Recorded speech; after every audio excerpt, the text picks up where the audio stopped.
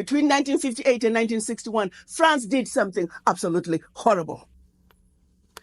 France made the Francophone African countries, and I don't even want to use that terminology, but I only use it for the purposes of conversation. The 14 countries which were formally, but still colonized by the French, they were forced to sign a document that they called the Pact for the continuation of colonization. You heard me. The Pact for the continuation of colonization. If you want your independence, you must sign this. Guinea, Secretary said absolutely not. Mali said absolutely not. France, pack your bags and go on back home. France could not believe it. Could not understand that an African country, these monkeys, do not want to be affiliated to France. They said, we will show you. So history tells us France went into those two countries, took everything that they thought they had brought to those two countries, including the last teaspoon and chair, proceeded to pour concrete into the sewage pipes, completely devastating the two economies. The then newly appointed president of Ghana, Kwame Nkrumah, in his efforts to rescue these two economies, created the first ever union of any African states, Ghana, Guinea, and Mali.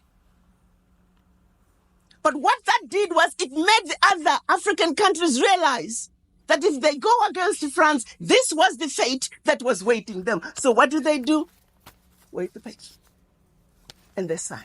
What did the pact say? One. The pact said, you monkeys, you don't know how to manage your money.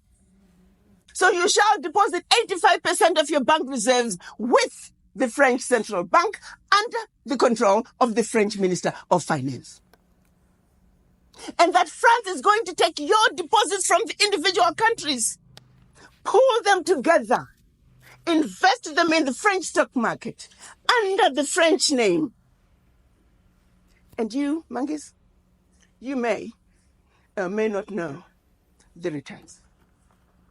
Latest figures are showing this is still going on since 1958. France today is collecting out of Africa over $500 billion before investing. And when they finish investing this money, for every 14 billion out of Africa, they're recognizing over 300 billion. Now do the math. So when it's actually said and done, France is taking out of Africa trillions of dollars every year, and we, the poor Africans, are gladly giving it to France. And the same France has the audacity to look at us and call us poor people. 1958. They went further with the pact. You say, we will also print your own money. We will print your money for you. They instituted what they were calling the CFA, special currency for the African countries, and that only France can print that money for you.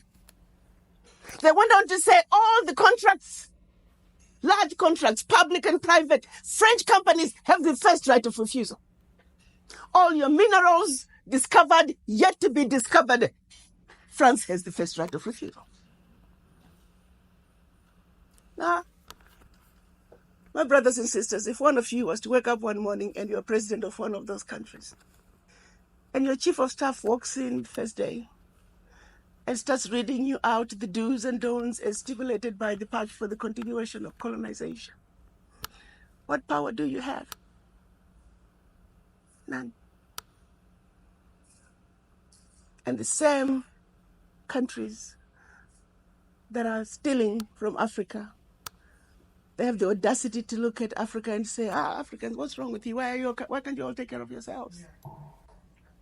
Well, let's start by leaving our $500 billion on the continent.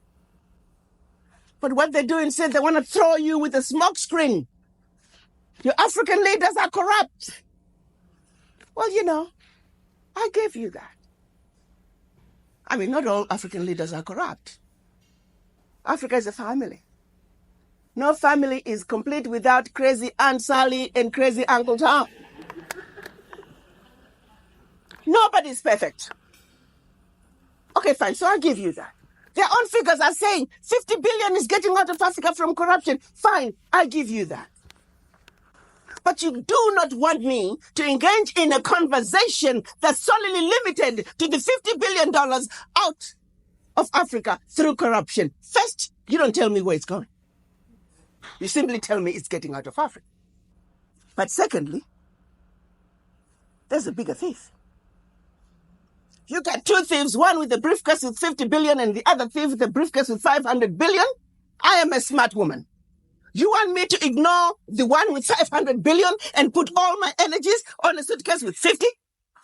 And by the time the one with 500 billion is done investing, we are talking trillions. Now, do you see how quickly the funds out of Africa from corruption become the larger chunk under the table? And they want you to stay under the table. So you never have to talk about what is on the table. We must wake up, Africans.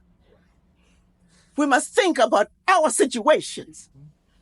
How did we get here? Are we willing to let France continue to loot from us for how long? Are we willing to continue the colonizers to continue to colonize us? Because the truth of the matter is all of them have never left Africa. They are still very active in Africa.